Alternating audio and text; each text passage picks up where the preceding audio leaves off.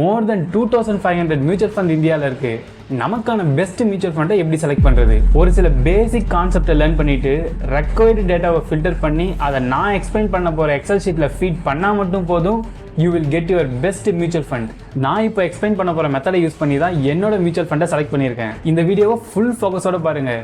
Believe me, இந்த வீடியோவை நீங்கள் கம்ப்ளீட்டாக அண்டர்ஸ்டாண்ட் பண்ணிட்டீங்கன்னா யாரோட ஹெல்ப்பும் இல்லாமல் நீங்களே உங்களுக்கான மியூச்சுவல் ஃபண்டை செலக்ட் பண்ணலாம். Let us get into the video. Step number 1, find the top 10 mutual funds. First நம்ம பெஸ்ட் ஸ்மால் கேப் மியூச்சுவல் ஃபண்டை எப்படி செலக்ட் பண்ணுறதுன்றதை பார்க்கலாம். ஸ்மால் கேப் மியூச்சுவல் ஃபண்ட் கேட்டகரியில் மட்டும் அப்ராக்சிமேட்டாக 82 ஃபண்ட் இருக்குது. எல்லாத்தையும் அனலைஸ் பண்ணுறது ஜஸ்ட் வேஸ்ட் ஆஃப் டைம். ஒரு சில மெயின் க்ரைட்டீரியாவை பேஸ் பண்ணி டாப் 10 மியூச்சுவல் ஃபண்டை ஃபஸ்ட்டு செலக்ட் பண்ணலாம். Listen this carefully. First go to tickertape.in.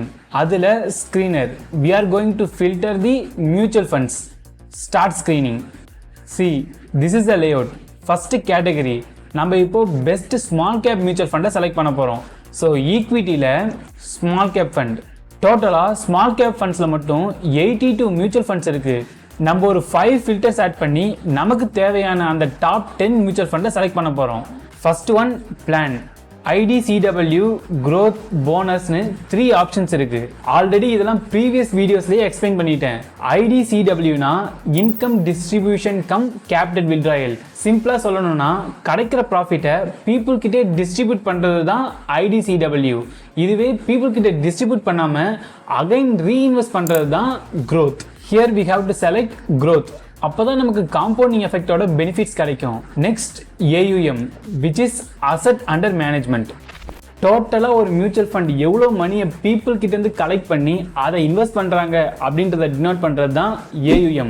It should be minimum 1000 crore. ஒருவேளை 1000 crore கீழே இருந்துச்சுன்னா மேபி அந்த ஃபண்டு ரீசெண்டாக ஸ்டார்ட் பண்ண ஃபண்டாக இருக்கலாம், ஆர் அந்த ஃபண்டை பிலீவ் பண்ணி பீப்புள் யாரும் இன்வெஸ்ட் பண்ணாமல் இருக்கலாம்.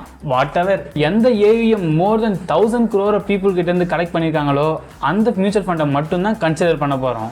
Number 3, expense ratio. ஒரு மியூச்சுவல் ஃபண்டுக்கு நம்ம பே பண்ணுற கமிஷன் தான் எக்ஸ்பென்ஸ் ரேஷியோ.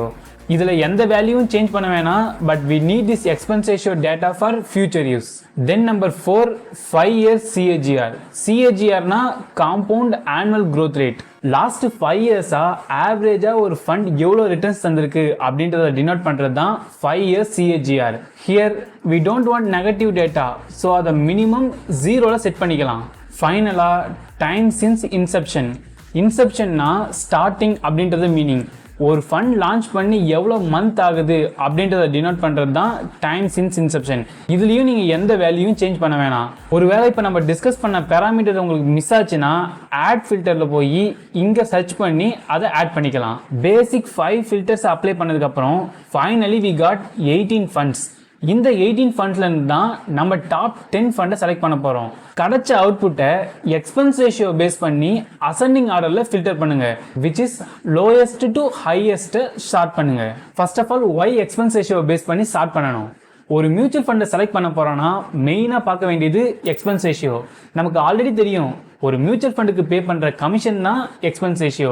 இது எவ்வளோ கம்மியாக இருக்கோ அவ்வளோ மணியை நம்ம சேவ் பண்ண போகிறோம். ஸோ எந்த மியூச்சுவல் ஃபண்ட் கம்மியான எக்ஸ்பென்ஸ் ரேஷியோ கேட்குறாங்களோ அவங்களுக்கு தான் ஹை ப்ரையாரிட்டி தர போகிறோம். ஸோ ஸ்டார்ட் பண்ணிட்டு பார்த்தா டாடா ஸ்மால் கேப் ஃபண்ட் தான் லோயஸ்ட் எக்ஸ்பென்ஸ் ரேஷியோவாக இருக்குது. ஸோ நம்ம லிஸ்ட்டில் இதுதான் ஃபஸ்ட்டு ஃபண்டாக இருக்க போகுது. இப்போ நான் கிரியேட் பண்ண எக்ஸல் ஷீட்டில் டேட்டாவை ஃபீட் பண்ண ஸ்டார்ட் பண்ணலாம்.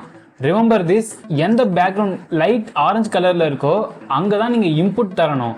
ரிமைனிங் எல்லா ஃபீல்டும் ஆட்டோமேட்டிக்காகவே கால்குலேட் ஆகும். இதில் மேக்ஸிமம் எல்லாமே ஆரஞ்சாக தான் இருக்குதுன்னு நீங்கள் கேட்டிங்கன்னா வெயிட் அண்ட் சீ டியூட். நான் ஆல்ரெடி சொன்ன மாதிரி நம்ம லிஸ்ட்டில் first fund Tata small cap fund. அதோட எக்ஸ்பென்ஸ் ரேஷியோ 0.3.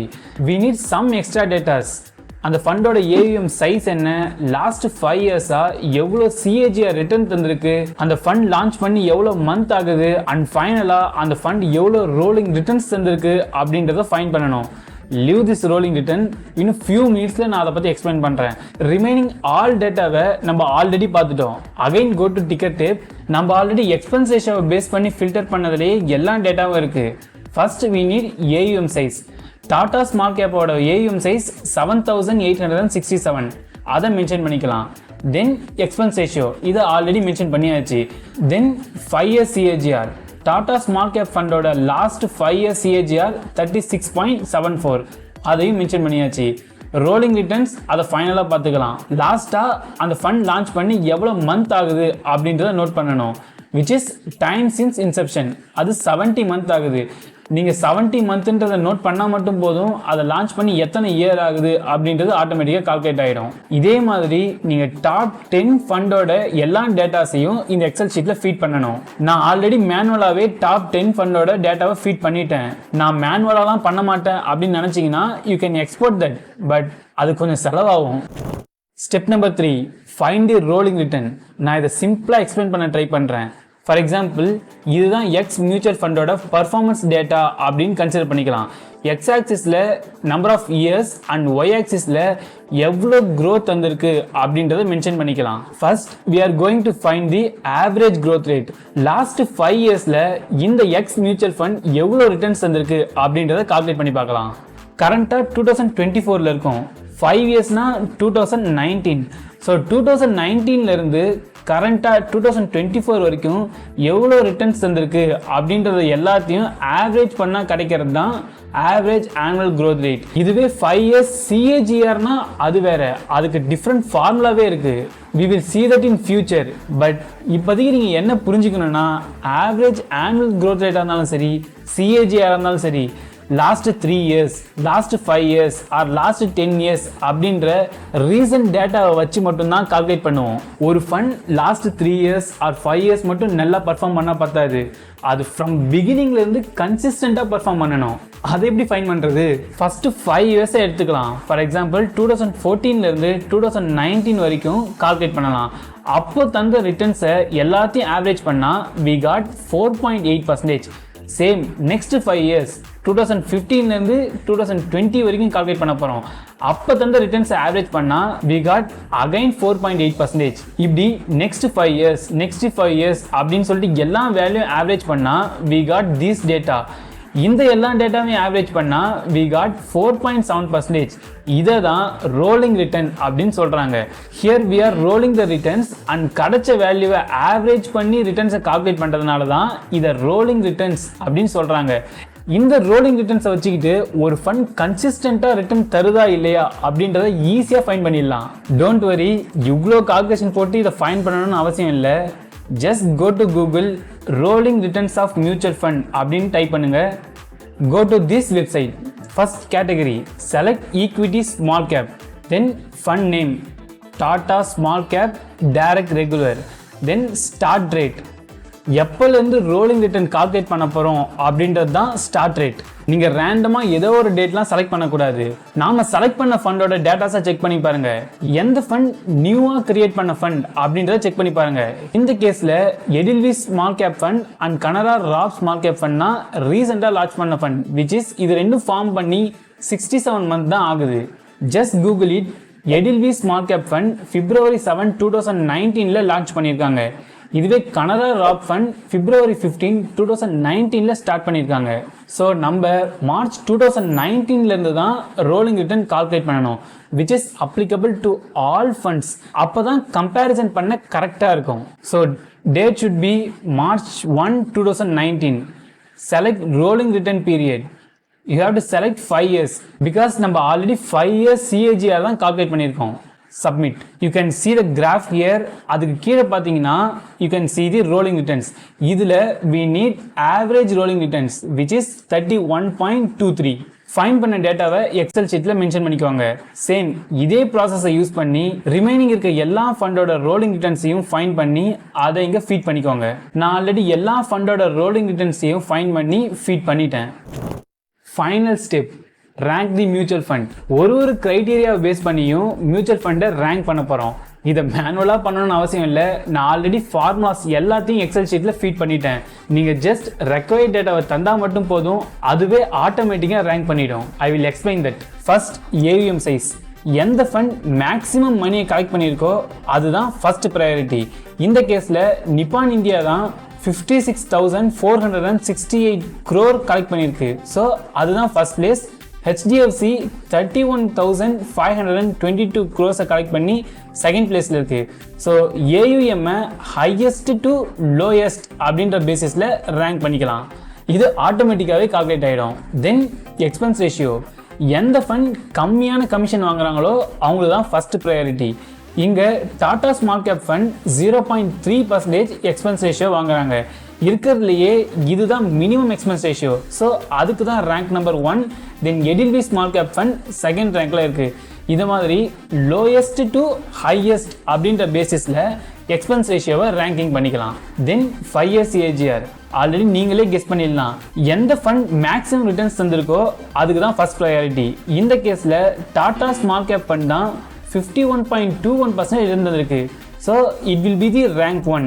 இதே மாதிரி ஹையஸ்ட் டு லோயஸ்ட் அப்படின்ற பேசிஸில் எல்லா ஃபண்டையும் ரேங்க் பண்ணிக்கலாம். தென் ரோலிங் ரிட்டர்ன் சேம், இதுவும் சிஏஜிஆர் மாதிரி தான் ஹையஸ்ட் டு லோயஸ்ட் அப்படின்ற பேசிஸில் ரேங்க் பண்ணிக்கலாம். இங்கேயும் குவான்ட் ஸ்மால் கேப் ஃபண்ட் தான் ஃபர்ஸ்ட் பிளேஸில் இருக்குது. நீங்கள் எக்ஸ்பென்ஸ் ரேஷியோ தான் எனக்கு இம்பார்ட்டன்ட் அப்படின்னு நினச்சிங்கன்னா டேரெக்டாக டாடா ஸ்மால் கேப் ஃபண்டை செலக்ட் பண்ணி இன்வெஸ்ட் பண்ண ஸ்டார்ட் பண்ணிடலாம். இல்லை எனக்கு ரிட்டர்ன்ஸ் தான் இம்பார்ட்டன்ட், எக்ஸ்பென்ஸ் ரேஷியோலாம் கன்சிடர் பண்ண மாட்டேன் அப்படின்னு திங்க் பண்ணிங்கன்னா ஹையஸ்ட் ரிட்டர்ன்ஸ் அந்த குவான்ட் ஸ்மால் கேப் ஃபண்டை செலக்ட் பண்ணி அதில் இன்வெஸ்ட் பண்ண ஸ்டார்ட் பண்ணிடலாம். But I won't recommend that. நம்ம ஒரு ஃபண்டை செலக்ட் பண்ணுறோன்னா எல்லா க்ரைட்டீரியாவும் பார்க்கணும். எக்ஸ்பென்ஸ் ரேஷியோ ரொம்ப மினிமலாக இருக்கணும். ரீசன்ட் டைம்ஸில் நல்ல ரிட்டர்ன்ஸ் தந்திருக்கணும். ரீசன்ட் டைமில் நல்ல ரிட்டர்ன் தந்தால் மட்டும் பத்தாது, ஃப்ரம் த பிகினிங் கன்சிஸ்டண்ட்டாக ரிட்டர்ன் தந்திருக்கணும். தென் அந்த ஃபண்ட் கம்பேரிட்டிவ்லி ஓல்டர் ஃபண்டாக இருக்கணும். அண்ட் மற்ற ஃபண்டை கம்பேர் பண்ணும்போது அதிக ஏவிஎம் சைஸாகவும் இருக்கணும். அது எப்படி கால்குலேட் பண்ணுறது? Here is the final rank for all the small cap mutual fund. எல்லா கேட்டகரியும் பேஸ் பண்ணி ரேங்க் பண்ணால் Quant Small Cap Fund is the winner. Once again, disclaimer, I am not a SEBI registered person. Do your own analysis before taking any decisions. நீங்கள் first ரேங்க்ல இருக்க quant small gap ஃபண்டில் தான் invest பண்ணணும்னு அவசியம் இல்லை. You can consider first, second and third. See Nippon India small cap fund. Quant ஃபண்ட்க்கும் Nippon ஃபண்ட்க்கும் என்ன டிஃப்ரென்ஸ்ன்றதை பாருங்க. சி குவான்ட்டை விட நிப்பான் ஃபண்ட் கொஞ்சம் கம்மியான ரிட்டர்ன்ஸ் தந்திருக்கு, அதனால செகண்ட் பிளேஸ் போச்சு. இதுவே எக்ஸ்பென்ஸ் ரேஷியோவில் பார்த்தீங்கன்னா குவான்ட் ஃபண்டை விட நிப்பான் ஃபண்டில் கம்மியான எக்ஸ்பென்ஸ் ரேஷியோ இருக்குது.